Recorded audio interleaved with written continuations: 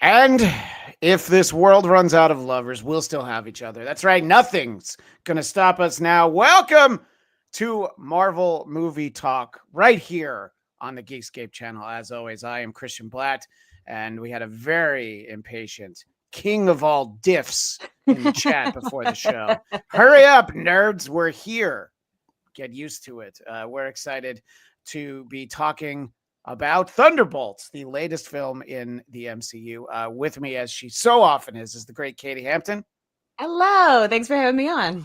Of course. Can't wait to get your thoughts. And Mr. Ryan Campbell, who I learned today is in Cincinnati. So then, of course, that immediately led to a conversation about Skyline Chili, didn't it? That's right. And I have the gift pack. The gift packages are on the way to you all to try it out. But right now I'm actually live here from outside Avengers Plaza here, where I just emerged from a shadow and dealing with my internal trauma. So I'm happy to talk about it. Wow. Yeah. Did you also get blipped and then shadowed? I managed to avoid the blip, but it's very rare to avoid both. So okay. Well, I've CGI inserted myself into the elevator with the Avengers, just like Taskmaster. Too soon. In any case, we're supposed to have some other friends joining us as we go along, but please, I want to give each of you the opportunity to start talking your thoughts about the movie. With us also is my friend Christina, the Wisecracking Blonde. Christina, thank you for being here. Thanks for having me. I'm tardy to the party. That's all right, because there's actually someone else who's tardier than you, perfect. Our friend Eric, who was supposed to be right on time. But we were just starting, and I wanted to kind of go around and let each of you just kind of give big picture reactions. We'll dive in and talk more substantially. But Katie, your thoughts on Thunderbolts asterisk? I freaking loved it. It finally felt like a pre-summer movie again. It felt like Marvel was back in step. David Harbour crushes it in this movie. He absolutely crushes it. I enjoyed it a lot more. I went in tentatively, as I think I tend to do with Marvel movies. Especially lately, and I really enjoyed this because I felt like it was a really strong take on what it means to have depression. It's really interesting because I made the mistake of trying to make that point in our previous episode, and my friend, the great Adam Hughesy, the H-Man Hughes, was with us from Ireland, and he did laugh at me, and I was trying to make the point that it's like, this team got together to fight the real enemy, and that is depression and our own mental health. And I actually have a quote from Yelena herself. Florence Pugh was asked about this on a red carpet. That you hope people take away after they watch the film? That it's just totally acceptable to feel weak, and it's totally acceptable to ask for help, and actually it is through connection that we can start to feel better again. It's something that I learned literally on the movie. I had to accept that I wasn't doing okay, and it was so wild to be learning that lesson while I was working on a movie that was actually about that. And it just gets a lot easier when we accept that within ourselves, and that it's fine. So I think that the Black Widow, as she is, did a better job discussing that. And also with us is our friend Eric Connor. You saw my real face. You saw my real face, bro. Doubled up as the Red Guardian, wearing the Daredevil helmet. I was going to say, it's like a mashup of the Red Guardian and Daredevil. And both characters are sort of squeezing my brain, although I did cut the back a little to allow for some oxygen. I don't think it's helping. I don't think it's a great idea. The full face will be red here in a few minutes. So for those, for Ryan and Christina and people in the audience who didn't catch our Daredevil recap show, Eric would wear that hat on the show. That just once. And it hurt. But his eyes like really bugged out afterwards. So you can take it off at any time. You all heard me say that. If he leaves it on, it is 100% on him. And I just wanted to play that clip because Katie, you went and sort of talked about like, it's not what I had on my bingo card, as they say, is that they were going to, unite to try and help provide better mental health. I didn't think that this was that superhero team. I thought maybe Captain Planet and the Planeteers should have done that, 30 years ago. But we'll get into some of the aspects that contribute to that. Ryan, your overall thoughts on Thunderbolts? Yeah, really enjoyed it. And I know the question we have whenever a Marvel movie comes out is Marvel back? And I think, I tend to like everything. I joke that I'm an easy mark when it comes to this stuff. I try to find something, but this is probably the first time since No Way Home that I walked out of the theater and thought like, yeah, I want to see that again when it comes to a Marvel film. So it's usually a good sign. But yeah, I loved how all the characters seem to be fully fleshed out, and that's the thing you can only do when you're Marvel and you've got this large bench of characters that you've used over the past 25 years that you can pull from, and dust them off and either kill them off in the first 10 minutes or really dive into them a little bit deeper. So yeah, I really enjoyed it, and excited to kind of dive into it a little bit deeper with everybody. Yeah, absolutely. And this first half hour we're doing is going to be a little Ryan heavy because he has to leave. He's got kids to pick up. That's right. But, I don't want them to be left outside the school and then have a traumatized experience that they will then have to encounter in their adulthood. That will be their trauma room. That's exactly. It'll just be them sitting alone outside of school waiting for their dad to pick them up. Christina, what were your overall thoughts to Thunderbolts? Well, contrary to Ryan, I am not an easy mark. I'm super cynical and judgmental. And I was like, this is dope. And I appreciated, because I don't think Marvel does women well. And I feel like I was like, oh, you finally figured it out, that they don't have to be different. They don't have to be helpless. They don't have to be weird or crazy. They could just be, and everybody's cool. So I thought they did a great job. Yeah, no, I think that there are, more strong female characters in this film than we thought we were going to get, which we'll talk about in a moment. Eric Connor, thank you for just leaving it on as it's yeah, right. It's like you're off to shul. What did you think of Thunderbolts? That was wonderful. Now, if you're going to do a voice, you have to do Dracula Gottfried. Oh no! You know what? Don't do that. I take it don't back. Threaten me with a good time. I know. I'm sorry. I said it. I'm sorry. And you have 4 other people who deserve none of this. Fair. That's 100%. Thunderbolts was great, and I think it also, to your point about female representation. I actually, when I saw my wife the next morning because I went to a very late show, I basically said I think you'll really like this one. Mm-hmm. And I have 2 as a couple of y'all know, I have 2 teenage boys, and so inevitably I'm always going to be seeing these movies more than once. But and she humors us. She's very kind and patient with us. But this is one I'm like, no, this is really front and center is Florence Pugh, and I mean, talk about someone who absolutely deserves to have her own corner of the franchise centered around her. I love that it dealt with theme. This to me maybe the first one since Doctor Strange that really leaned hard into theme in a way that actually played throughout the whole film, not just as a thematic topic, but rather a statement. It was saying something, as Florence Pugh just mentioned herself. This was great. And I guess in some ways not a surprise because I did see it a little bit later than everyone else. And so I didn't read that many reviews, but I saw the Rotten Tomato scores. I know the 2 people above me both were already geeking out about it. Brody tried to ruin it for me, but we didn't allow that to happen. Thank you again, Christian. He tried really hard to ruin it. He really did. And lastly, I will just have to put out there, when we talked about how long would Taskmaster be in this movie, I think I actually said I give her 1 scene. I think I said that, and I have to go through the archives. But I think you said 5 minutes or something. But you were really spot on. On our previous episode with Brody, he actually had a screenshot because he set a timer when the movie started. Well, the second time he had a whole story anyway, and it was 17 minutes into the movie that Taskmaster was gone.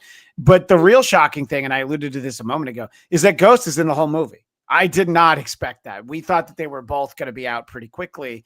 And even with that, didn't expect Taskmaster to be gone quite so quickly. That was, that was a little surprising. But what did you think in that moment, Katie? It was like, all right, we knew it, but at the same time, it was still like, oh wow, she's like dead. Yeah, no, it was one of those things that I literally thought to myself, Eric was right. And I nearly texted you, but then I was just so involved in the movie. Like I really enjoyed it, and I wanted to see what they were going to do with Bob and how that was all going to play out. And what a great story arc for all of these characters. Florence did an incredible job of carrying this movie, and like flawlessly too. Mhm.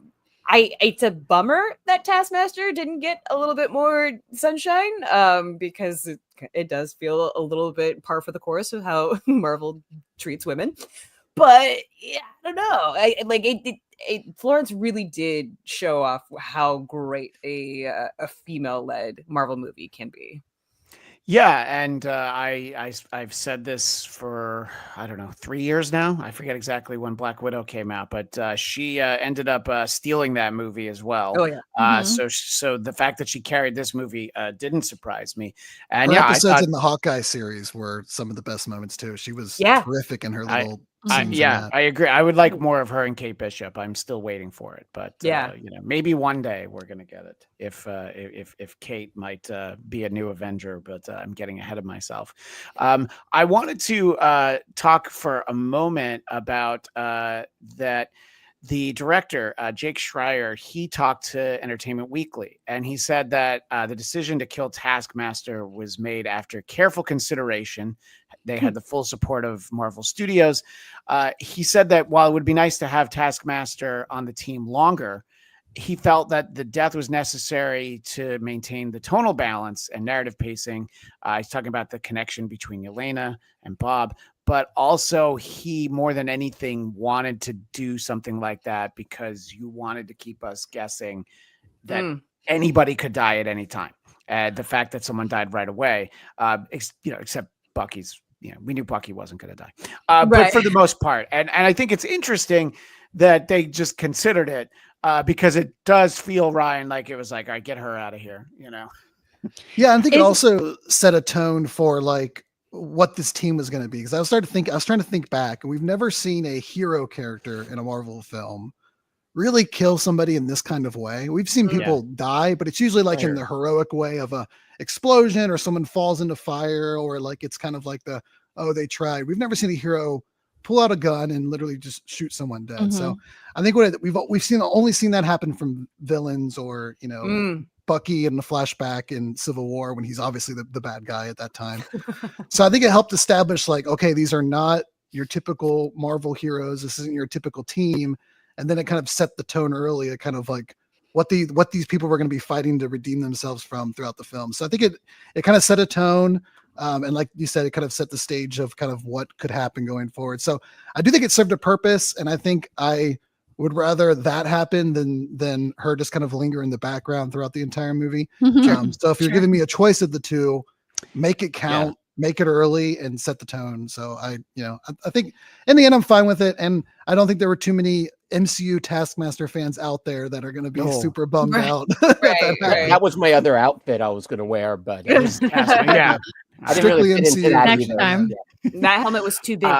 Our friend Daniel Drew, as he so often does, puts it concisely and says, I would have liked a 2-minute conversation between her and Yelena before she got popped. Yes, obviously they have a lot of history together from that movie, but also that 2-minute conversation would not have helped the pacing. What did you think, Christina? As we're talking sort of, we're making the point that they did a good job with female characters, except for the one that they killed in like the first 30 seconds of the movie. For that one. Yeah, it felt like, I want to say it's like Galaxy Quest, where the guy says, I'm the character that dies that proves that the plot is important, or that like proves it's dramatic or something. Right. It just like bought them some credibility as mercenaries, and that was about it. Which is like, I mean, cool for her, because she probably got paid her per diem for a couple of days, but she probably saw the script and was like, well, that's a bummer. What do you think it's like to be in the posters and you're not really in the movie? They brought her to the premiere on the red carpet and everything. Right. It's suspicious when she only got 2 pages of script. Yeah. It's like, oh, I think my PDF might have been cut off. No, And no, it's like, she you're thought okay. she's like, oh, this is a secretive movie. They're just gonna send it to me. Yeah. Scene She's at like, a I must time. have Tom Holland's copy because something. I only have Something's 6 missing. pages of it. Yeah. I will say, if I got 2 pages and I was on the actual poster, I would be pretty stoked. Oh That's no, true. I would too. Yeah, absolutely.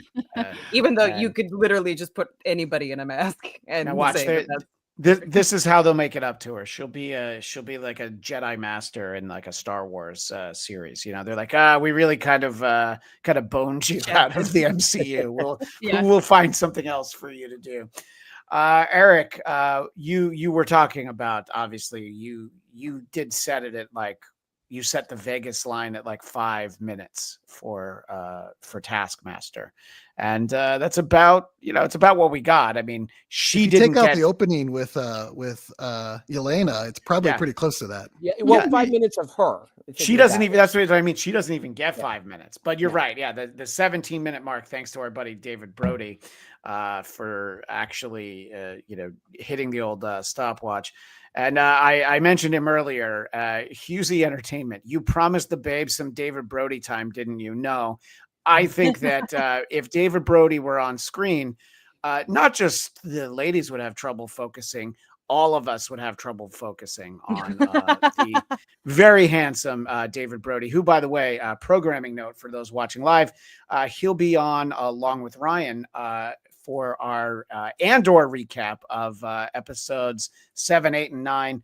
Katie's Big welcome ones. to pop in, but she only watched one episode. And I haven't had time, y'all. no, look, it's fine. It's like, oh, I only watched the part before the credits of Columbo, so I know who did her. But in any case, so there's a lot of fun ground to cover, but again, Ryan is the one who will turn into a pumpkin in 13 minutes. So I want to give you the opportunity. What are things, themes, characters, anything that surprised you? What were you most excited about, Ryan?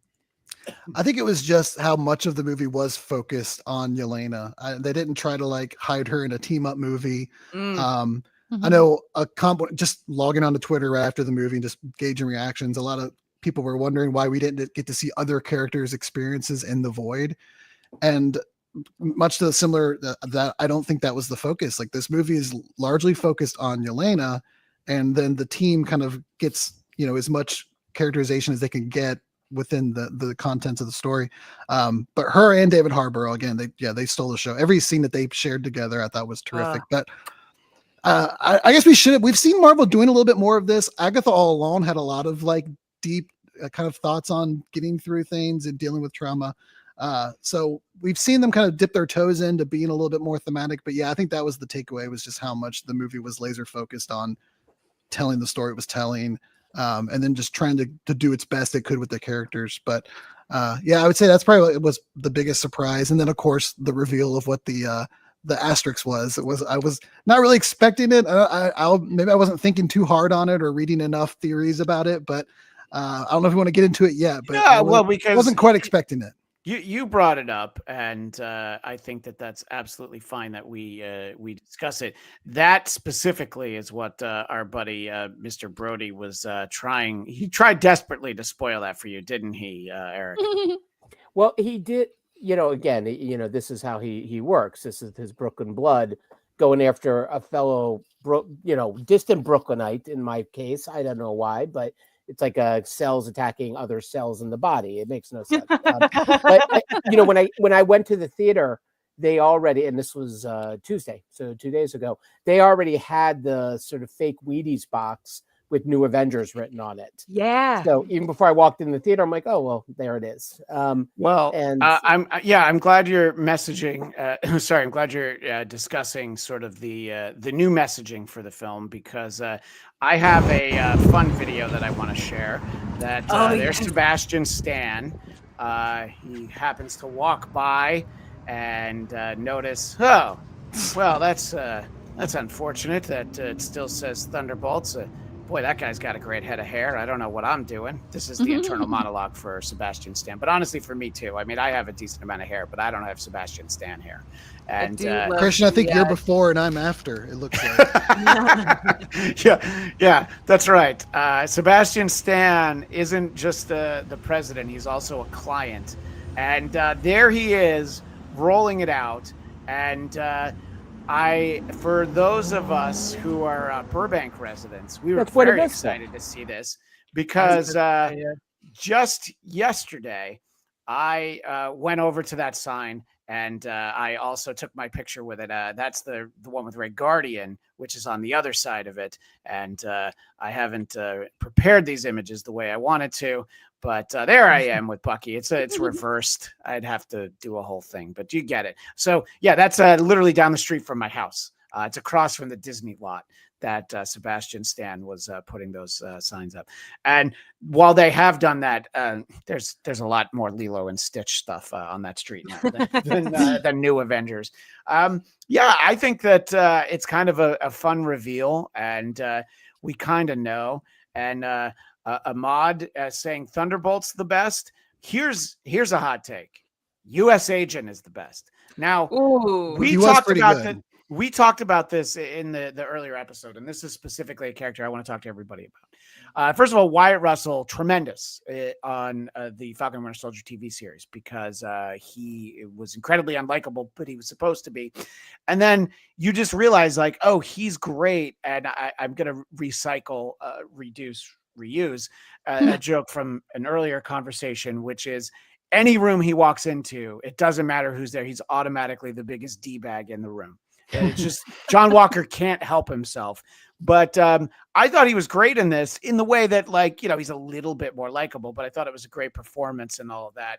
I'm going to start again with you, Ryan, because I know you've got 9 minutes. See, I'm being You're keeping me on time. I appreciate it. Yeah, I'm trying. I don't want those kids to be late. That's right. Yeah, and I love how, like, the movie just dove head into that he's a D-bag, you know, and it almost reminds me of, like, when you have wrestling heels and people are like, well, I don't like him. You're not supposed to, you know, that's what he's playing it up. Yeah. But they still give a little bit of moment where you can see there's something in there. I love at the beginning in the room how he's the last to figure it out, and he still thinks maybe he's actually on a mission and everybody else in the room isn't. But you know, we see the flashback of him with his daughter before we find out that his wife would eventually leave him and everything. The constant jokes about him being the Temu, Captain America, all that kind of stuff. It's very nice. So the movie does a great job, and they also do this with Ghost as well, which I'm sure we'll get into. But just building character and building their story in such little moments. Like, they're so efficient with the time that they're on screen and with the lines they deliver to kind of give them something instead of just letting them exist in the background. And I feel like, yeah, he builds on everything we saw in Falcon and the Winter Soldier. He continues to kind of and makes himself a very viable asset going forward into whatever we got going on in the Avengers films, where, you know, I imagine he'll be there and people will want him to be there now. Yeah. Again, because of your busy schedule, talk a little bit about Ghost, how, Ghost was a fairly inconsequential character from Ant-Man and the Wasp. It's not even Quantumania. Like, it's 2 Ant-Man movies ago, you know? So what did you think about what we got from her? And were you as surprised as I was, Ryan, that she was in the whole movie and that she didn't maybe die in her second scene, you know, to get a little bit more screen time than Yeah. I think it simply comes down to kind of 3 moments that I felt kind of all of her characterization was built up in. And 2 of them happened really quickly in the beginning when she phases through the door and lets them out. And they're like, oh, you came back for us. And it's not really, I can't get the elevator going. Yeah. And then there's shortly after that, there's another moment where it seems like she's, when she picks him up in the truck and everyone's like, oh, you came back for us. No, there's a bunch of guards. I need you guys to get out. And you're like, okay. And then in the finale of the film, she comes back, and it's not because she needs them. She comes back because, you know, this is her found family or whatever they've established. It means something to her, and she comes back solely because she wants to. And that's combined maybe a minute and a half of screen time, and they told a story about her particular character just in those little moments, and they established kind of this relationship she has with Yelena. But it was a really efficient use of time to build her up.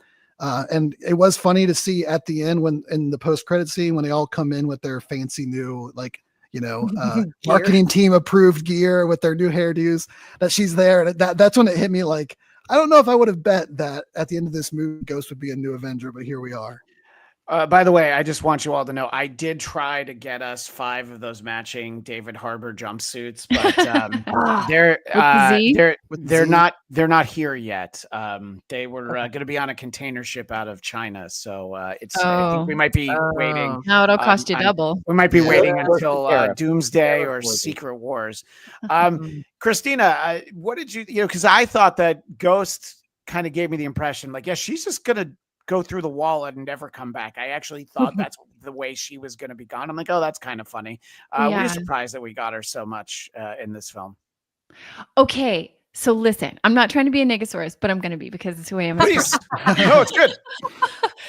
So part of me, I had all the same thoughts where I was like, oh, we haven't seen this woman in a hot minute and she wasn't really a lead character. And then part of me was like, is Marvel trying scraping for any sort of representation that they're like, all right, who do we got that's already established that's a woman that we could bring back? Because realistically, it's just her and Florence Pugh. So otherwise, there's nobody else to sort of lead it along. So that's a cynical part of me. The other part of me is like, they all are varying levels of douchebag to some capacity. Like that's sort of their default setting. Yeah.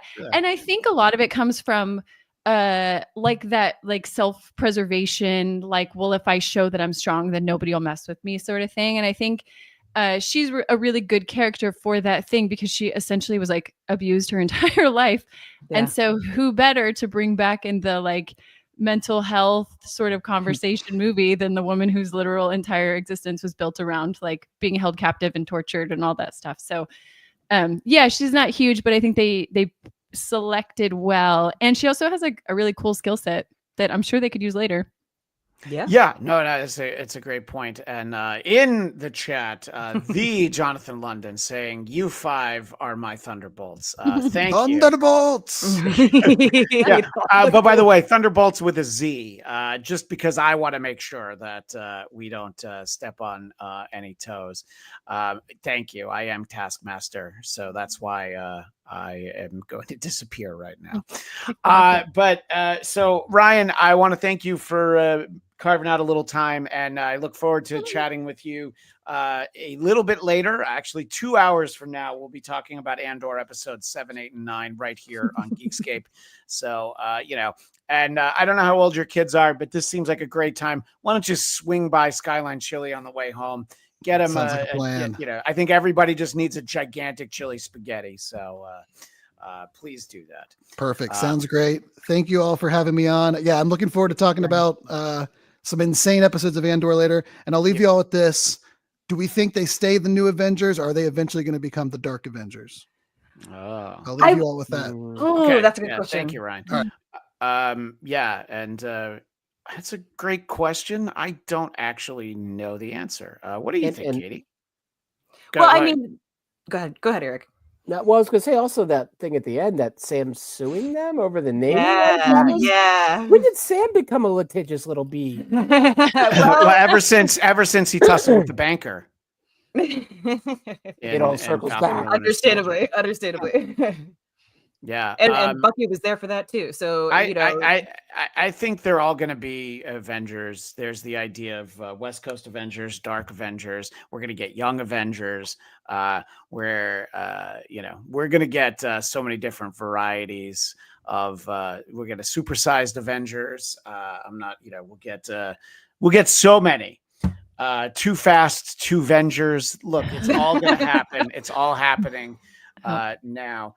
I wanted to kind of circle back, though, and talk about Wyatt Russell as John Walker, a.k.a. U.S. agent. And now Eric's the one who's on a time crunch. He's got 31 minutes before he has to, one by one, we all disappear. We all blip. I know.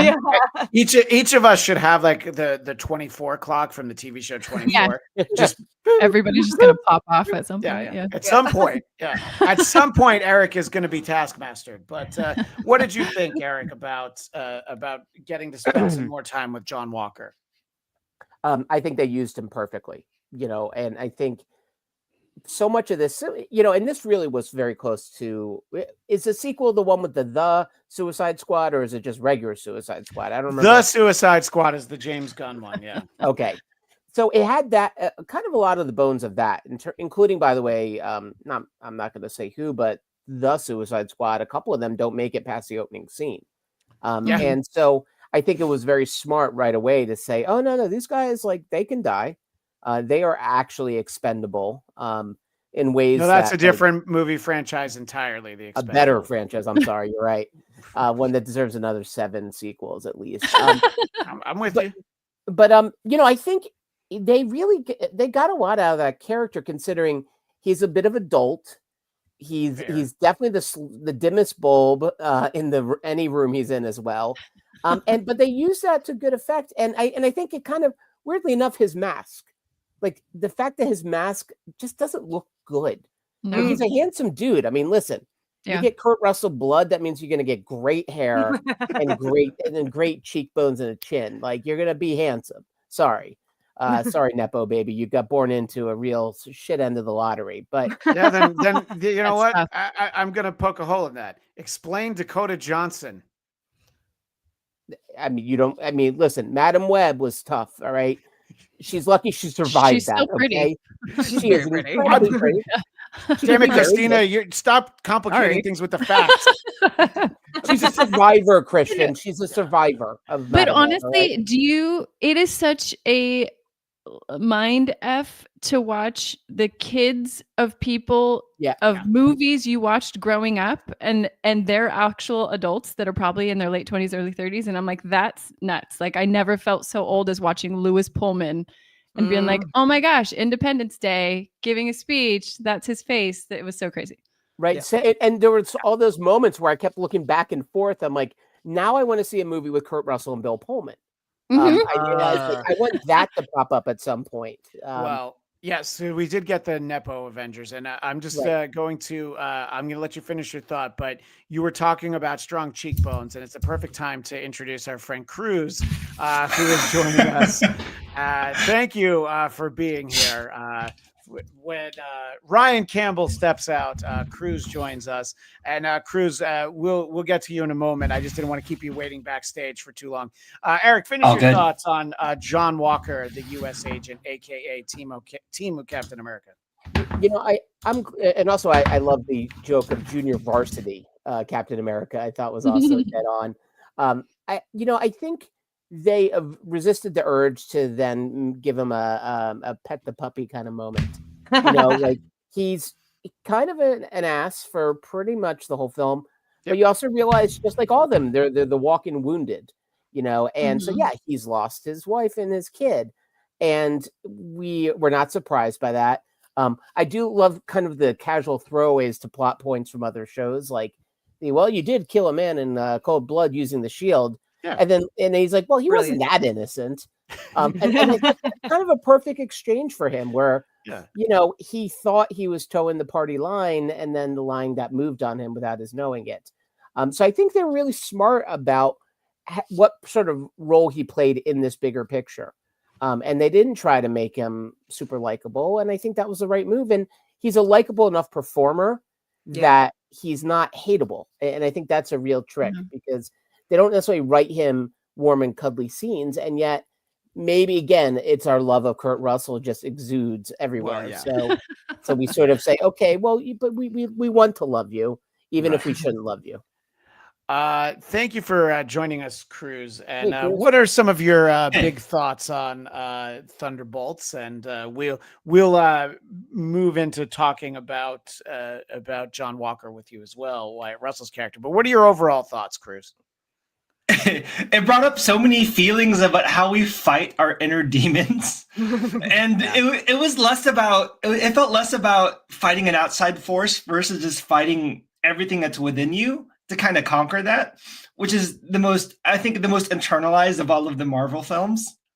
And I think that was kind of like the best part of it is like, even outside of finding yourself, you're thinking about like within the Marvel universe of just like, you know what, if we knew the title was the new Avengers, you would already fought it. You'd have been like, this is dumb. We hate this, right? Mm-hmm.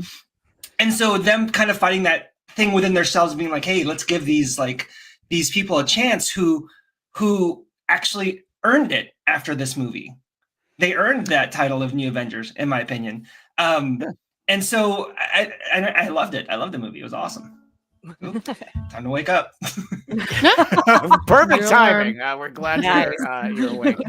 I wanted to ask you, Christina, your thoughts. We're talking about John Walker, and having talked to you in the past, you don't tend to watch the TV shows, right? So was this a new character for you, seeing him in this movie? No, I watched Falcon and the Winter Soldier, but Okay. I watched it immediately after the whole like Steve Rogers is gone thing. So he was not going to win with me. It didn't matter what he did. And then he had like the punchable face mask, and the whole thing was like, this ain't it.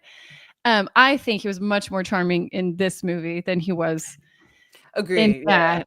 I also think they did a great job in the Thunderbolts specifically in making everybody feel human, which obviously, like, for the most part they are. But a lot of times these Avengers feel like larger than life and everything. It feels like very black and white. Like there's the good thing to do and the bad thing to do, and you will not do the bad thing. You will only do the good thing. And they're also hedgy about all of that stuff. And I think John Walker specifically is like, he tends to do the wrong thing for the right motivation, which I think is his moral compass is just like slightly off, and we don't know why that is or whatever's guiding him. But that thing is like, he's just like 5 degrees to the left. And so he's doing the thing and you're like, oh, his heart is in the right place. He's doing the thing, but it's just not quite right. And so I think that when we're seeing like his own struggle is like, he's realizing like, damn, I just can't do the right thing. What is the right thing? And he doesn't know. Yeah. No, I think that's a perfect way to sum him up, because, you come into this and you're like, well, I know that guy.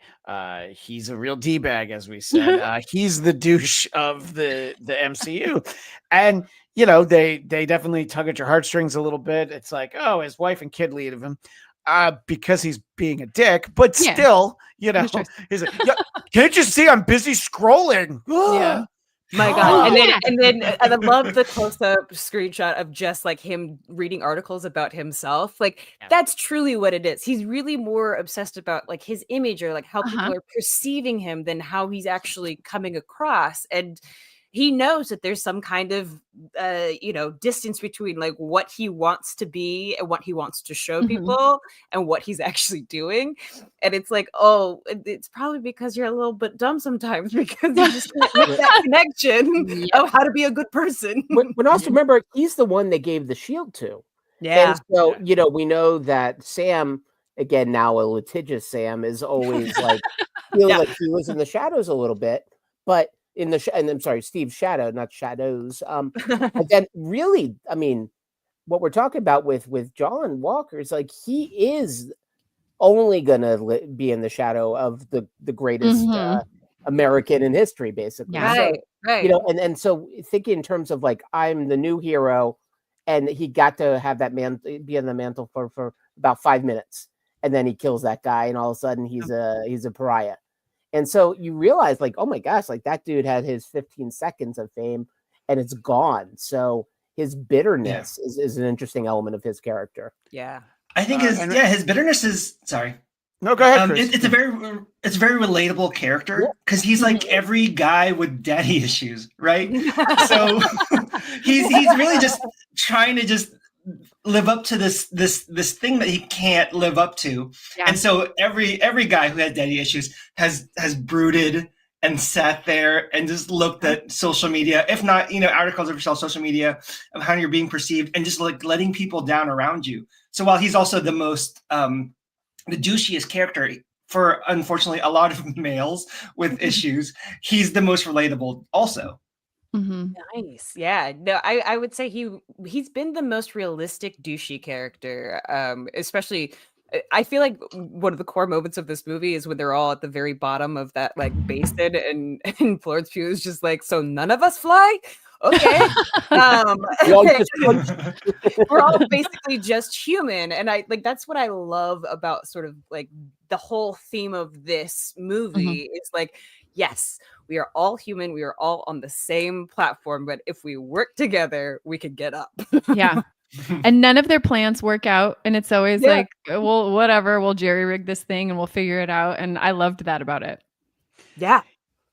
Yeah, no, I think that it's definitely fun to watch this lovable gang of self-proclaimed losers. And, you know, there is sort of this idea of, like you said, Christina, sort of scraping off some of the dregs, some of the characters. You know, you could get some real star power if Kate Bishop, you know, was in this.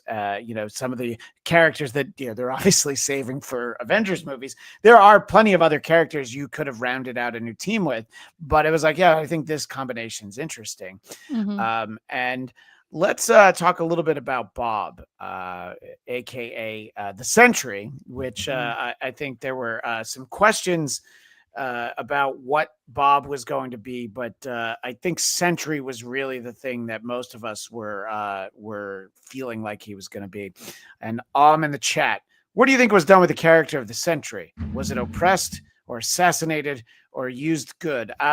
I think it's a mixture of some of those things. I think the Sentry is a too uber powerful character to be used, you know, sort of in everyday usage. It's kind of like Carol Danvers in the films has been portrayed as so next level powerful.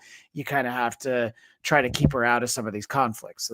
As I talked about previously, the Sentry character sat out the comic book version of Civil War because whatever side he was on would win like instantly. I mean, it wouldn't even be a Taskmaster length of time. But I think Bob, as sort of the representation of what we've been talking about, you know, this inner struggle and all of that. And I don't think you have to really compare him to the comic book version because you weren't going to get that. You know, he has sort of that power set, which is very interesting. But as we already see from the end scene, he's like, oh, you know, I can't really do all of my stuff. I feel like he'll probably do something at some point. But let me ask you first, Cruz. What did you think of Bob / Sentry's journey throughout this film? Yeah, I mean, Bob is essentially this new Avengers' Hulk, right? He's the OP character that has to kind of overcome it. But with the theme of all of this, like, he's so OP that he's going to destroy everything, right? And so what he was supposed to be, and what he was, again, like kind of what went through earlier, is he just wanted to be better, right? Like, again, super relatable. Everyone just wants to be better, and he failed, and they literally just tried to kill him. You know, just throw him away like trash. And so yeah, there's literally like, oh, I'm just going to push this button and forget about him. Yeah. And they walked away, and like that's going to bring so much pain to someone, and that's going to, you know, and everyone's felt like they've been thrown away before, you know. So it's awesome. Like, what do you do someone who's so OP and you just make them feel like garbage? Well, he's going to destroy everything. And that's what I mean, like, it's interesting how every character in this is a form of loser, if we want to think about it, right? Sure. And, you know, or whatever way our society defines loser. And he's like that kid who, you know, he's like the methed out kid, the stinky kid in school, who, you know, wasn't going to have a future. Oh, there you go. Yeah. Ivan Soto pointing out, I was on meth, which was a hilarious line. Thank you. Was a hilarious he had great teeth for being on meth. I want to say that. Yeah. Cruz, that's a superpower. And skin. Oh yeah, I'm an ER nurse, by the way. Yeah. Well, he dabbled in meth, you know. Anyway, finish your thought, Chris. Casual meth. I had a friend who did meth one time, and he's like, I'm never gonna do it again. I feel like you either have like hardcore meth people, or just like, I'll try it once and then never do it again. Yeah, anyway, that's going off.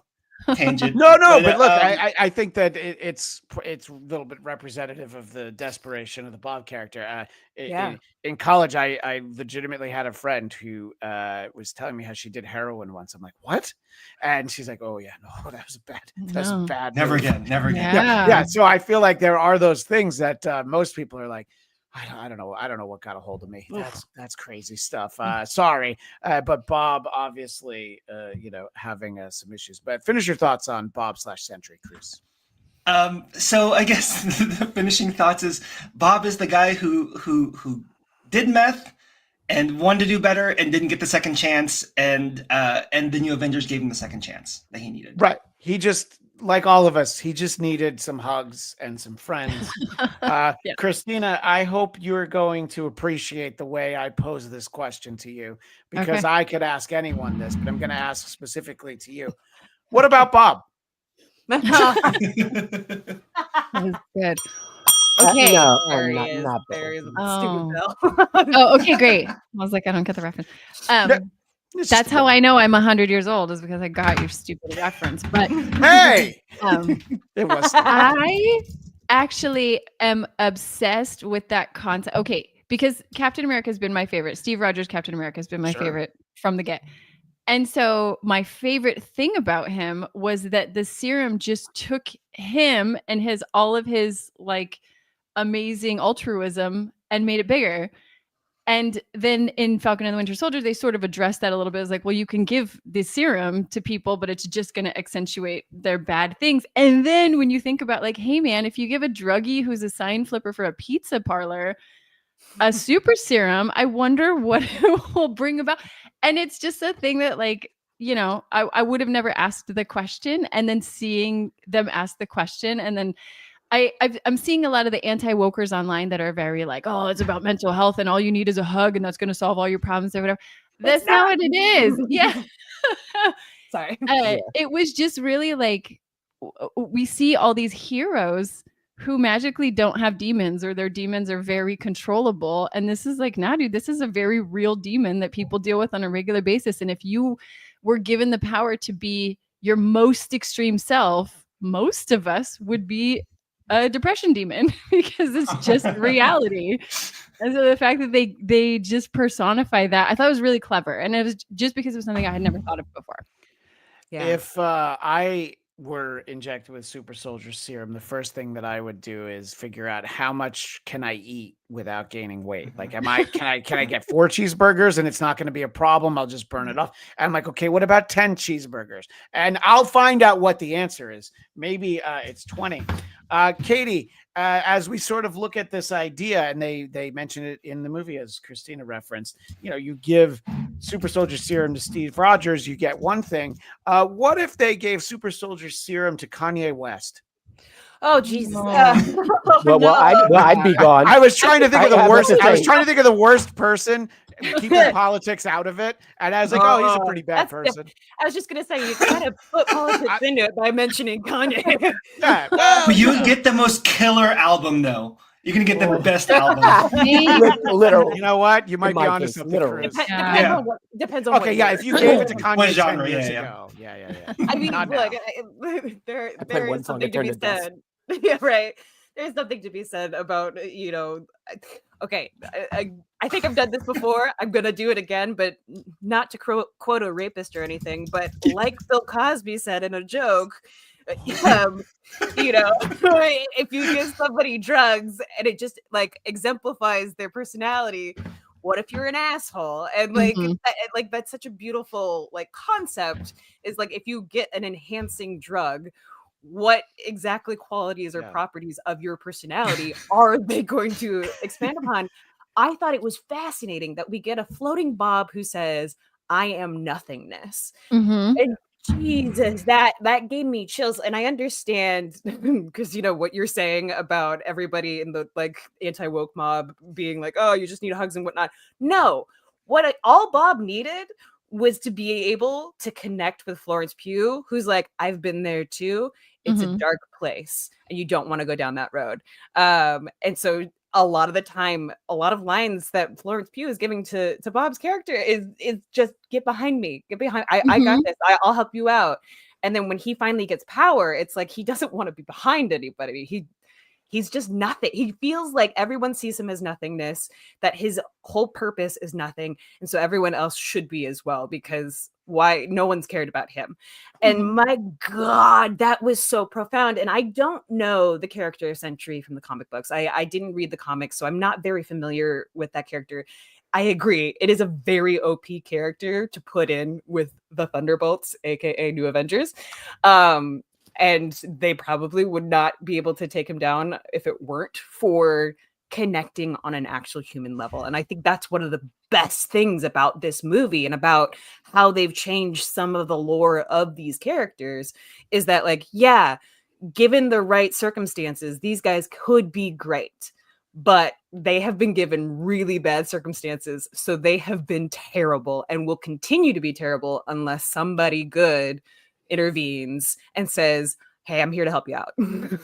Yeah, our Not friend even someone Ryan, who good. was hang on a second, Chris. Our friend Ryan, who was on the first half hour, he's calling back to the idea that Kanye got the super soldier serum. Imagine the uniform. Oh no! It would I know be what his see-through. emblem would be. It'd be well, yeah. There's a symbol that would be on it, but it would also be see through. So I just wanted to tidy that up. No, Cruz, I'm sorry. What were you going to say? No, it's just like the thing is also they didn't have to be good. Yes. They just had to understand or just be willing to reach out, right? Yeah. And it wasn't like a kumbaya thing. It was more just like, I got you, bro. Like we both suck. Let's go. You know? Yeah, they didn't solve his problems. They just sat in it with him. They were everybody was acknowledging the same level that they were all on. They were very honest about how much they suck. And like they can suck, but the only person that is completely not on that level was Red Guardian, and he was just the constant cheerleader, which I really loved, because sometimes you need the person who's the constant cheerleader to take the group out of that deep dark hole as well as you're sitting on that same level. Eric has Bucky. Go ahead, Chris. Oh, I love when Bucky was like when he came into like he met up with everyone in the dark side or the void. Yeah. And he's like, yeah, my past sucks. It's fine. I got past it. Yeah. It's such a good line. It's true. I think we get some great Bucky moments in this movie for sure. And he apparently hated the scene where he washes his arm in the dishwasher. He's like, it's stupid. It's not funny. But I was just like, man, I always wondered how to keep that thing clean. Sebastian Stan, you might have great hair in the movie, but you don't know funny as well as my buddy Eric Connor, who now has 8 minutes left. So let's talk about Bob, Eric, and also let's talk about Red Guardian. There's a reason you have the cowl on, and so let's talk about those two before you bid us adieu. I would put it back over my eyes for you, Cruz, but love is blindness, and so is this mask. This mask is murder on the corneas, and I need them for things like driving. So, okay, Bob. Christian, please correct me if I'm wrong, because I think Sentry had a pretty decent role in the Secret Wars from whatever it was. The more recent Secret Wars. Yeah. Yes. And so to go then back to the 1980s Secret Wars, it was a nice mirror of a character that you and I have talked about before, Molecule Man. Molecule Man is the most dangerous villain in the whole Marvel universe, because literally he can control molecules. I assume atoms as well. I'm not sure about the if we got into the physics of it all, but he's basically so dangerous, but he's off. He's insane. He's an emotional wreck. And so he's basically like all the more dangerous and interesting because of that. But it also means he's beatable because of it. And that was sort of Sentry, if I remember in the Secret Wars reboot. That's the kind of role he played, which you're right. He is the Captain Marvel. He's the Hulk. He's Superman. Except like Superman's got, pretty good emotional balance in his life. And Sentry does not. And I thought they really handled it well. I was bummed because, that was going to be Stephen Yeun's role.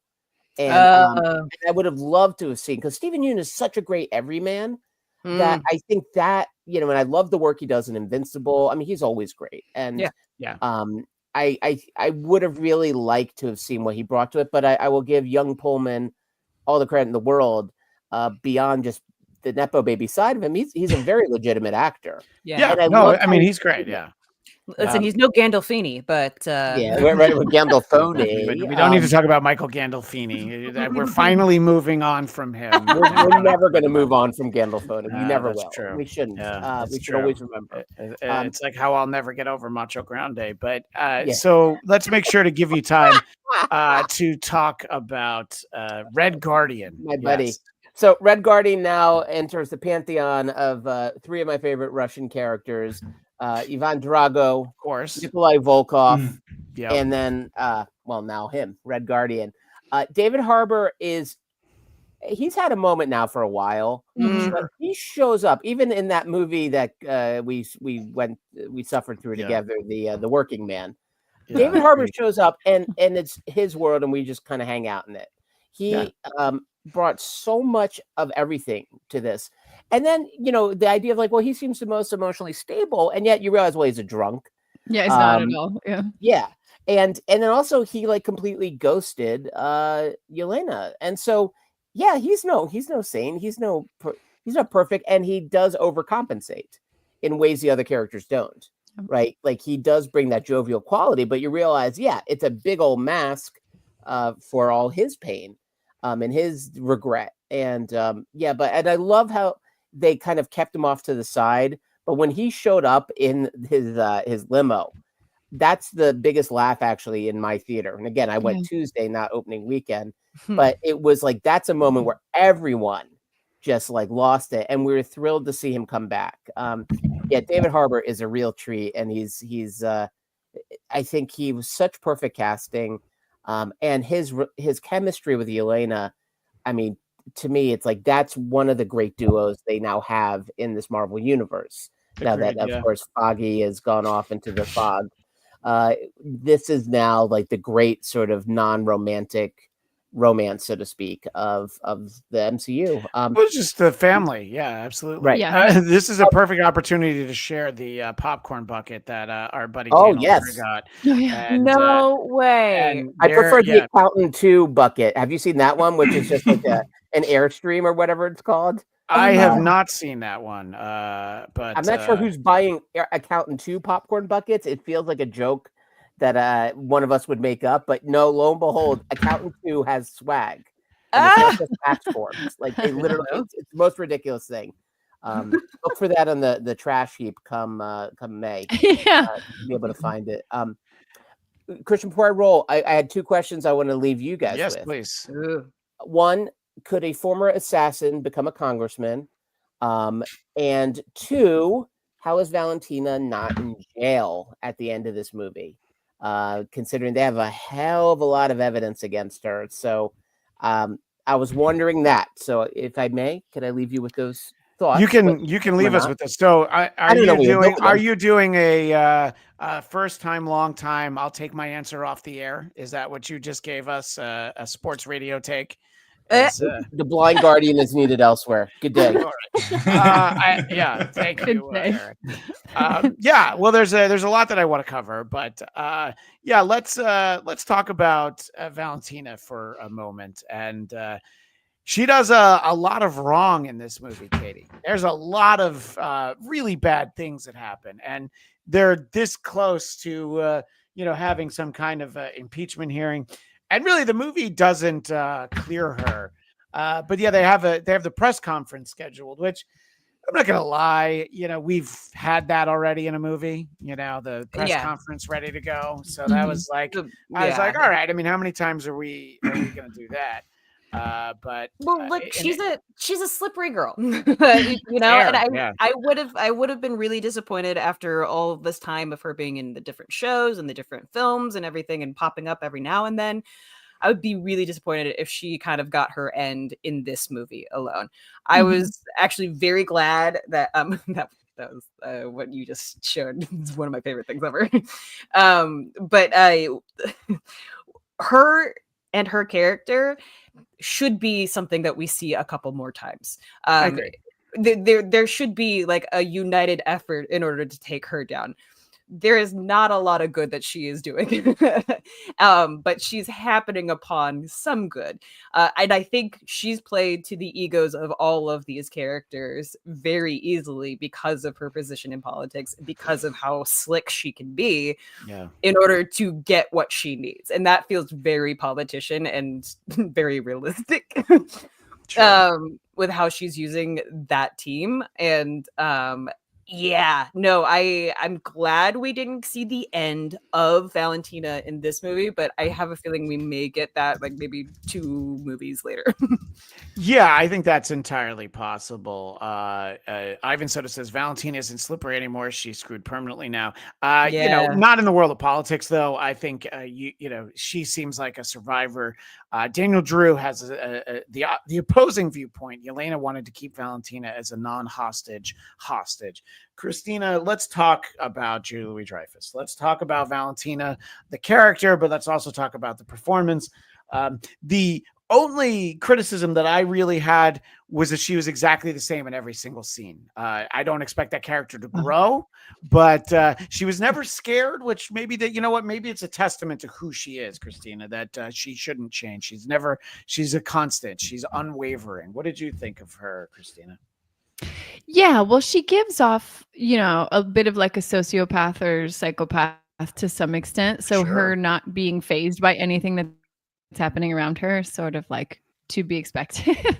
Anybody who can, test on humans and then literally throw them away when it doesn't work out is like, oh, she's probably not sincerely connected with her emotions. So I sort of expected it. I also feel like whenever they hire Julia Louis-Dreyfus, it's to play Julia Louis-Dreyfus. And that's exactly who she brings. Yeah. It's like every Ryan Reynolds movie, you're seeing Ryan Reynolds. So she gave us exactly what we were hoping for, which is Veep, basically. Yeah. And Daniel does make the point. Her void hallucination was intriguing. That I forgot about that. Being in the basically being downstairs when her father gets killed by some kind of shady character. Cruz, your thoughts on the great Julia Louis-Dreyfus as Valentina? Yeah, so I've done a lot of acting, and so when she was in that room, I wanted to look at her face afterwards, and I wanted to see how it affected her, right? This is supposed to be when she was in her like trauma room, right? Her little trauma moment in the void. And I was like, as the actress, I was like, man, it didn't really affect her as much as I wanted it to, considering this was the beginning of her path to her, not, I wouldn't say her downfall, but like where she is in her life, right? And so, in terms of characters like her, like one of my favorite ones that's ever been portrayed is like Cecil Stedman from Invincible. Did you ever see the episode where it shows how he became the way he is? And there's a point to where she's talking about like you could either be the hero, I don't remember the exact quote, or you could actually save the world. And we're here just to save the world. Yeah. And the best iteration I've seen of that kind of character, like the Amanda Waller character, is from this Invincible show. And so what I would have loved, and this is just my preference and taste of the Valentina characters, to be someone who's like, I can see that you're trying to do good. I can see it because, like you're a little bit more relatable that way. But I guess maybe the most relatable they tried to do was to just make her Julia Louis-Dreyfus but it wasn't relatable enough. That was just my one take is. I will say that the one line that she said where she's like, there are bad men and there are worse men felt more thematic to her justification for I agree. I'm going to shut my emotions off on these like traumatic things and just not have any actual feelings and just get things done. Yeah, it's like what Yelena tries to do. The recommendation that Yelena gives Bob, which she even admits is bad advice. Yeah, you take it and you shove it down. She's like, no, these feelings get in the way of everything I'm trying to do. And Ulm agrees with you, Katie. I was just thinking about that line. And oh my gosh, Soren Ringholm. These are great, Christian. Love these kinds of talks. So do I. That's why every time a Marvel movie comes out, we do 3 episodes because there's so many people whose opinion I want to get. And I also, want to make sure I tell the same jokes like 3 or 4 times. So just wait until the next one when I ask somebody else, what about Bob? But Christina, I'm not asking you that now. Let's talk a little bit about Valentina, and then we'll move it over to the father of really all of us Thunderbolts in the theater with Red Guardian. But first, let's start with Valentina for you, Christina. Yeah, she feels like a politician, and I think that's the whole goal. That's her whole vibe. That's all we get from her, and I think it works because, you know, like the more you look into politics or bureaucracy or whatever, there are no good guys. There are just deals being made to get things done depending on the agenda of the person who's shaking the hand. And so she just gives us that as I think the thing that I have questions about is like, well, who's backing her? Who's funding her? Where Good question. She just has all this money. She has like, where is all this coming from? And is there somebody else who's actually pulling her strings? Or is this like, you know, self-funded government experiment? I don't know. My money's on Norman Osborn. No, it's a great question. Yeah, you're right. It's coming from somewhere. And again, our friend Ryan in the chat, I'm glad he remembered this. Righteousness without power is just an opinion. Was a great line. Solid line. Yeah. Well, and I'll say too. Put that on the poster. I'm sorry. Go ahead, Christina. Yeah. No, I think that if we're going to talk about mental health, when you experience a trauma like that, when you experience a trauma like that, your whole vibe becomes trying to control what happens to you, and and that you can control your situations going forward to not experience bad things again. And so I think she has taken that tact of like, I want to control every single thing in my life, including my emotional reactions to things or lack thereof. Yeah, no, I mean, I think that the character's been interesting since, the comic book version, but since we first got to see her, and the idea that she had these relationships with all of these characters, and then realizes she needs to literally torch them, was really kind of an interesting turn of events. And everybody, nobody was surprised except for John Walker, who seemed to be like, what do you mean? What are you doing here? What are you doing here? Thank you. So yeah, I think I'm glad. I agree with Katie. I'm glad she's going to be around a little bit longer. Let's see how it goes, because it's very different than what Nick Fury was trying to do in Phase 1. And because Nick Fury's... Go ahead. I was going to say, I'm actually very curious about her assistant more than her, honestly. Well, a lot of people feel that Mel is a character named Songbird, who will be a powered individual in a future film. And it was teased in the way this wasn't the director. Somebody said, I've seen a lot of things about Mel, and some of them might be right. I think that might be something that we see. I thought that was going to be a reveal in this movie. When I did my video for Geekscape, where we tried to catch you up on all the characters, I did mention that there was talk that Mel might be Songbird. Not in this movie, maybe never, but being an assistant to that sort of a person is, something that people wear. Well, yeah, we're all in Southern California. We all get it. We might know what that feels like. As like, get me all these things, and I'm like, what? All right, Valentina, sure, no problem. But yeah, it is a good question. We've all been a PA. Yeah, right. We've all heard these people. Yeah. Right. Exactly. And yes, Daniel, you're 100% right. She is wearing the bird necklace. That's yeah. But let's talk more about Red Guardian. I think this might be the last of these, but I mean, that popcorn bucket that Daniel got is really next level. Yeah. Where does the popcorn go? That was just Christina, you're asking the wrong question. It goes in my belly. It's cool, but no, I know. Yeah, there doesn't actually seem to be a place for the popcorn. Okay, good. They're selling you a toy, and I'm okay with that. Yeah, no, giant toy. I think it goes in the back, like basically the roof comes off of it. I think it goes in there. Okay. But go ahead. We'll let Daniel tell us if that's where it goes. But it doesn't seem that practical. And how much popcorn can you really get in there? Right. the jug of popcorn that I bought for this movie would not fit anywhere near. I need 10 of those cars. So I think we were talking earlier that, David Harbour really just was able to shine along with Yelena in the Black Widow movie.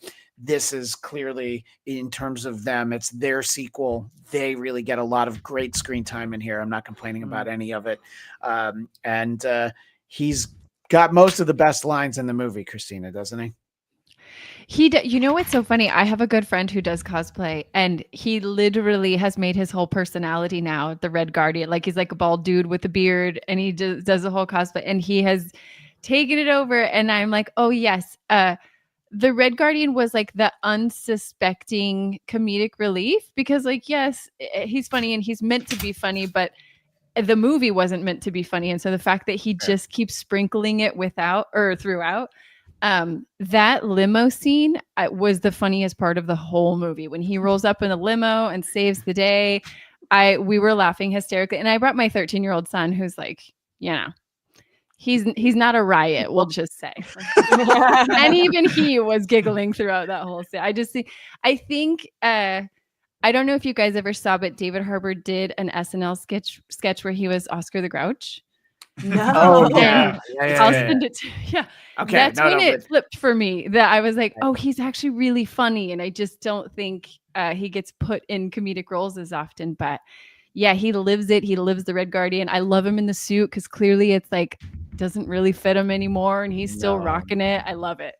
Yeah, I love that he still has it. And Yelena being embarrassed by her dad was adorable. I love it. It says Daniel says it's the rest. And because we were asking, yes, the roof comes off of that stretch limo, and that's where the popcorn goes. Cruz, your thoughts on David Harbour in this movie, but also the fact that he's the Red Guardian.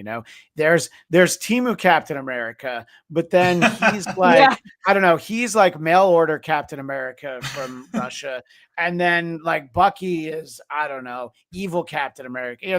There's a lot of variations on Captain America, and technically, I mean, Sentry basically goes through a Captain America process.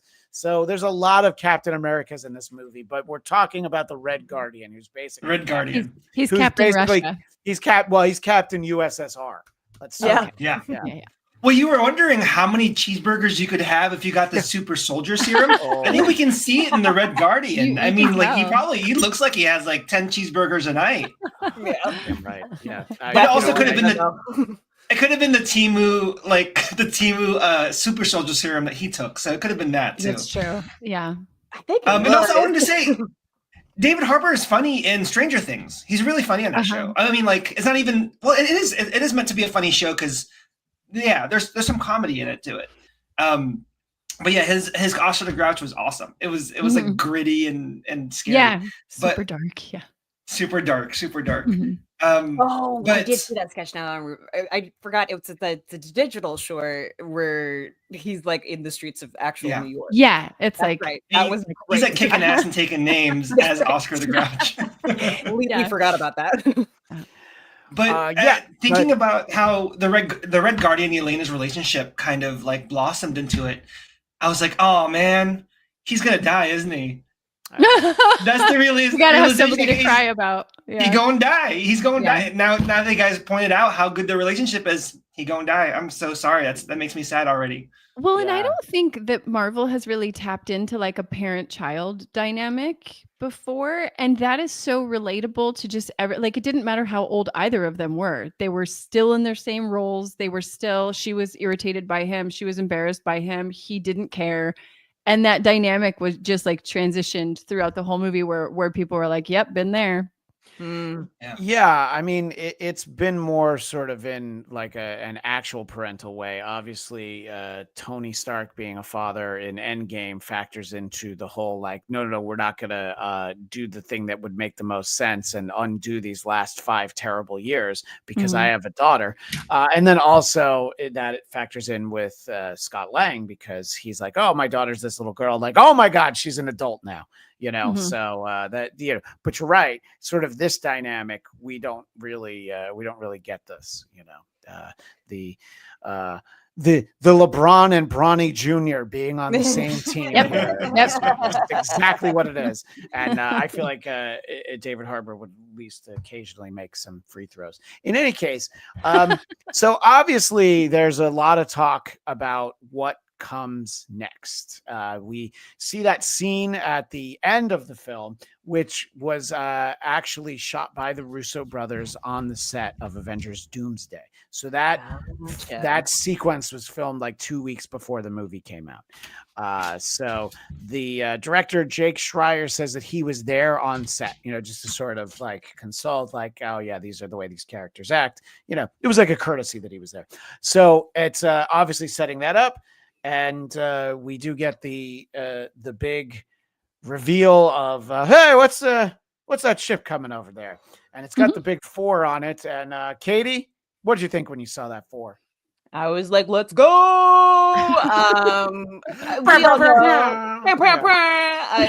I'm also super hyped for Fantastic Four in general because it's coming out Comic-Con weekend, and that's also my birthday weekend, and it's like, it's gonna be great.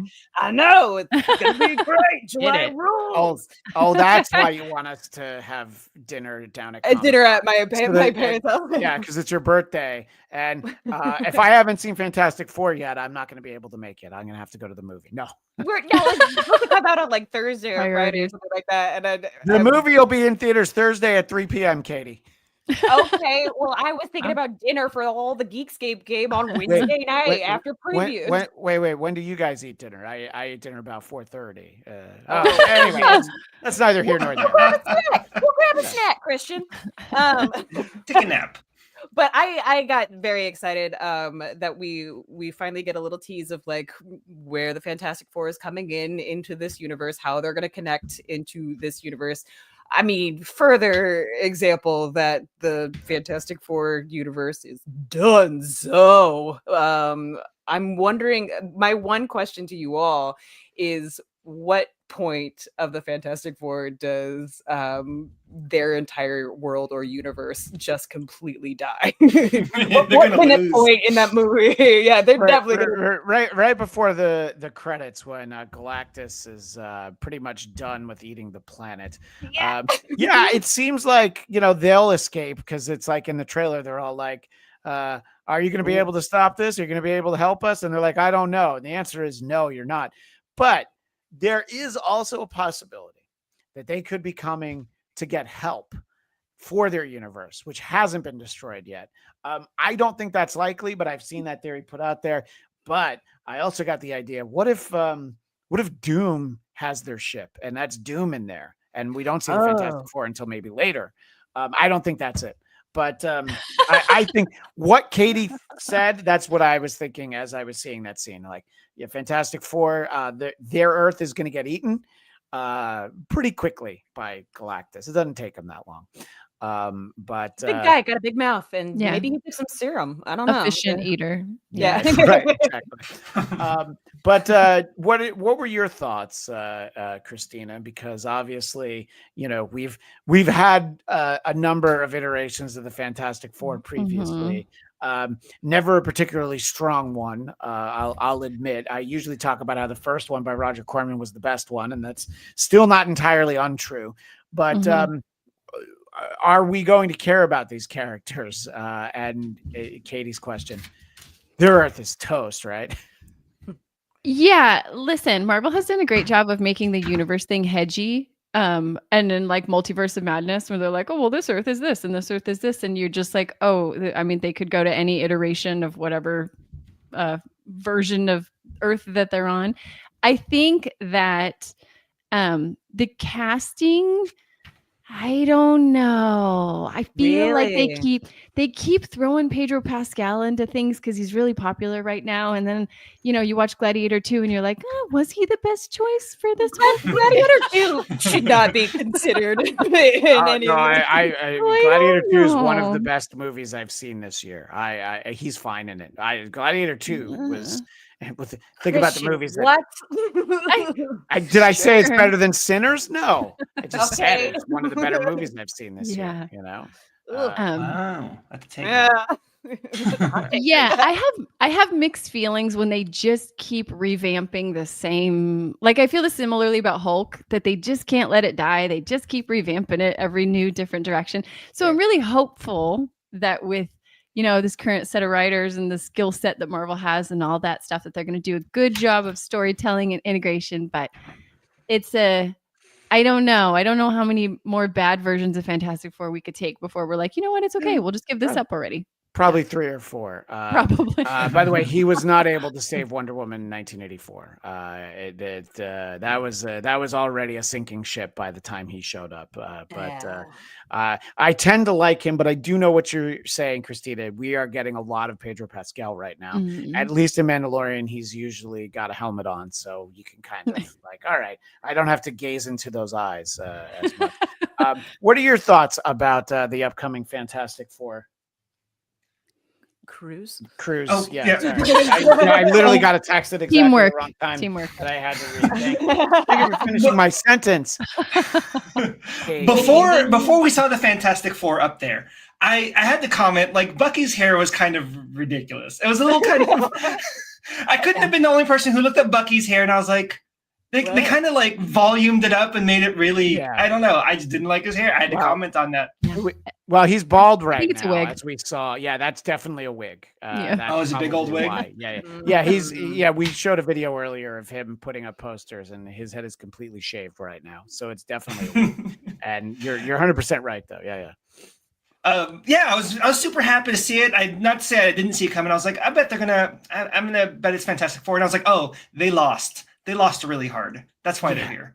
And in terms of, I love Pedro Pascal because he's like, and this is the commentary on society. He's the only one of the few minorities that's still banking in money and can still pull off the look of Reed Richards, right? Yeah, because he pulls off the hair, the white on the side, and I'm like, can I think of any other minority that can pull that off right now? Who the studios would bank on would make money? And I'm like, I can't think of anyone, unfortunately. And they wouldn't take a chance on a no name. I don't think so, at least. Not for the 40th reboot of Fantastic Four. Yeah. And also, I just learned that Stephen Yeun was supposed to be the Sentry, and I was like, oh man, that would have been nice to have an Asian on that team. That would have been fucking great. Yeah. Because I was just looking at it, I was like, yeah, okay. Yeah, it would have made sense to have Stephen Yeun. He did great with that part. Well, I was thinking about especially the pre-Sentry part, because you feel like, oh yeah, this guy was a loser on Beef, and I feel like I've seen him play a very similar character to that. But anyway, he loses hard on The Walking Dead. He loses very hard. He loses his head. Too soon, Cruz. Too soon. Yeah, come on. I will never get over it. R.I.P. Glenn. Pour one out for you. Yeah. But yeah, I'm really excited for it. I do think that like the way they've been doing the trailers for the Fantastic Four, it's like a perfect 50s. If America, I'm not gonna get into politics. It's a perfect 50s look. What's up? Yeah, sure. Things went well, scientifically speaking. Yeah, in the 50s, it's exactly the way it should be, and which is why I think, they're gonna lose really hard, and that's why I'm looking forward to a little bit of like death and destruction. and they're probably not going to be a very bright movie after the first 15. I'm guessing. Yeah, I think it's a whole movie to set up for the next Avengers, and that's going to be dope. Interesting. William Walton. I'm hoping that in Doomsday or Secret Wars we get a team up of all 4 live action Fantastic Fours. I can't think of anything less likely to happen. But it's look. We did get to see Chris Evans as Johnny Storm again. Yeah. If we get another movie with twin Michael B. Jordans, hey. he'd be Johnny Storm again, and then he would be Killmonger.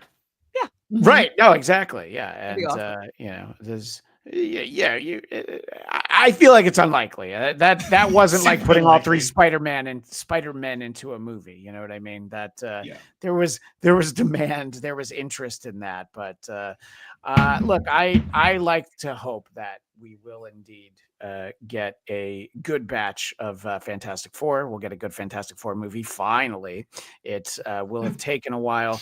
I want to touch on two final things. I mentioned this. I shouted it out in the intro that they use the song from the 80s by Starship, Nothing's Gonna Stop Us Now, which asks the important question: does this film exist in the Mannequin and Mannequin 2 on the Move cinematic universe?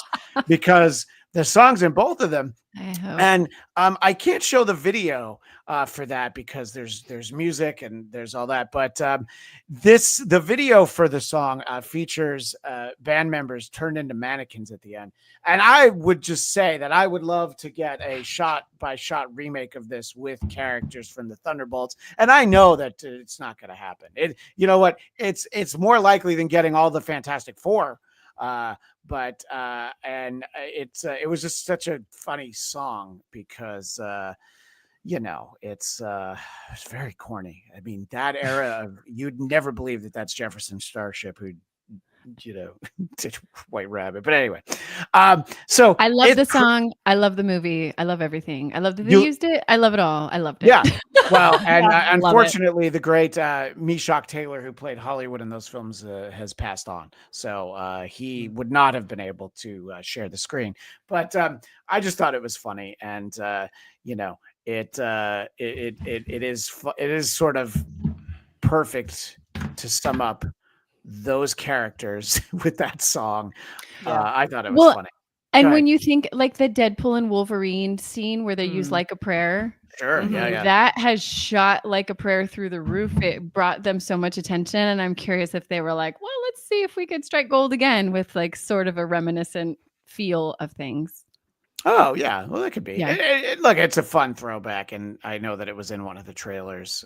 So yeah, that's certainly fun. And there was one other thing that I wanted to highlight. Mostly, I have to do a little bit of setup to this, but on the red carpet, there was an interaction between cast members of Thunderbolts, and one of the most we were talking about unlikable celebrities, but obviously everyone likes to know what the Rizzler is up to. So the Rizzler shows up on the red carpet and dressed as Red Guardian, and he gets to take some pictures with the cast, and there he is. And what I love about Lewis Pullman is actually like legitimately excited to interact with the Rizzler. He's like doing his like. I was gonna call you the Red Rizzler. Oh, dude, the Red Rizzler. And he unmasks himself.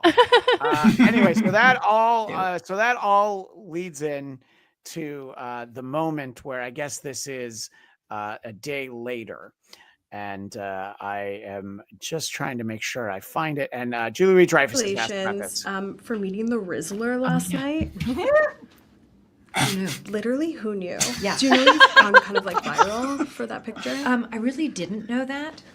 And no offense to that nice child, but I didn't know who he was. So there you go. I mean, you guys looked very friendly, so I'm sure he'll be completely fine. Yeah, he was pretty cute because he showed me his moves. Because he's dressed like Red Guardian, so I said, "Show me your Red Guardian moves," not knowing that he was the Rizzler. Allegedly. Allegedly the Rizzler. Big night for the both of you. Yes, exactly. So I thought that interaction was very less funny. about that kid. No, I know, but she's like, "Oh, I guess that kid's famous." And in the chat earlier, there were some comments about the press tour for Thunderbolts has a number of pretty wild interactions. I want to highlight this one because I feel like in this one, Florence Pugh, we started with a very serious one where she was being very thoughtful about the movie. This is the one where it reminds me of, I think In Touch magazine used to have a page that said celebrities, they're just like us. I know And you're a bit of a they still foodie, are. and Yeah. I've heard you like cheese. What have you got for me? This is my favourite cheese in the world, girl. Oh, babe. It's so good. It's a strong, mature cheddar. Up. You know, 3-year-old Cornish cheddar vintage. Oh. number 7 on the scale. We're going to have to open it, I reckon. Oh, we're getting into it. Not waiting. She cracks it open. That's what would be. I'm just gonna bite the cheese. Do it. That's what we're gonna do. I love this video My so life hard. is made. Good, right? The little bits of the crunchy. Yes. Go get it, guys. Don't worry, I that will. cheese Yeah. more than anything.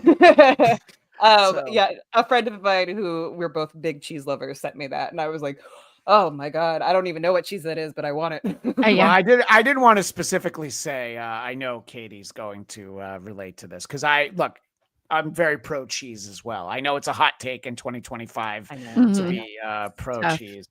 Yeah. In any case, this has been a fun conversation talking about the movie, and we had a little bit of a revolving door. But Cruz, it was great to get to meet you in the thick of things and throw you right in to talking about all of this. Do you have any final thoughts on Thunderbolts before I ask if you have anything to promote? Final thoughts are they took a swing in terms of how a commentary on like storytelling wise, right? It wasn't about some big bad like thing that a bunch of fans were going to go see because it's Thanos or it's the World Eater, right? It was sure. The swing was like to make it about ourselves and looking into ourselves, and it paid off. So that's my final thoughts: is good job, and I'm very happy with it. And you're on social media at Brian Philip Cruz, from what I see That's on right. the screen. And so Yeah, and- people want to continue the conversation, they'll find you there. Yeah, if they want to continue, find the conversation there. Also, I guess if are we pitching shows? Sure, go ahead. I'm doing a show on Friday, produced by women, for women, called The Female Gaze, and basically it's a show that's kind of it's about powerful women and beautiful men that just want to tell women that they're perfect. So if you want to come and support women, feel free to come to the show. It's at the Pack Theater at 10 o'clock. And I'll be there. And if you want to talk more Thunderbolts or New Avengers or anything Marvel or geek or anything, I'm here for it. Thank you so much for having me. Absolutely. And Christina, where can people find the Wisecracking Blonde? I'm just about everywhere. If you just Google Wisecracking Blonde, you'll find me and then some lady from like the 30s who I think was an actress. So you can differentiate between the two of us. And I'm the one who looks like me. Oh, okay. Well, thank you for that. By the way, Ryan again says that we need that cheese that Florence Pugh had on some Skyline chili. And Ohm says, I hate cheese, but if she likes it, then I shall have it too. I hating cheese, I can't even wrap my head around. I don't even I feel understand. like you have to be lactose intolerant if you hate cheese. Like it's got to be because I am lactose intolerant and I love cheese. I know. He's like, don't let that stop you. I love that combination. Yeah, exactly. That's like, yeah, I'm celiac, but boy, do I love bagels. Katie Hampton, apart from regularly being on these shows, where can people find you? You can always find me all across Geekscape, but you can always find me at El Sassy Pants, where I sometimes coherently post what I'm doing lately. But stick around on the Geekscape channel, guys. We've got Internet Supreme Court coming up later today. I am very excited about it. We've got special guest James Thorpe coming on. And then next week, we have one of my good friends, Michaela Pettigrew, coming on Internet Supreme Court next week. But we judge memes. It's hilarious. Lots of dumb bits. And we talk about the zeitgeist. So, yeah, just find me. I'll be posting stuff. It's a very busy day here on the Geekscape YouTube channel because we just did this show for 90 minutes. And then in just under 1 hour at 4:30 Eastern, 1:30 Pacific, we'll be doing our Andor wrap-up of episodes 7, 8, and 9. Ryan will be back, hopefully with some Skyline chili, and our buddy David Brody will be there. And we'll be done in time for Internet Supreme Court. So don't you worry, Katie. We'll do that. And we'll be doing one more episode of this with a new panel talking about Thunderbolts. I'm going to do a lot more listening in that one. I'll be like, what do you guys think? And then I'll take a nap. and then I'll go, oh, show's over.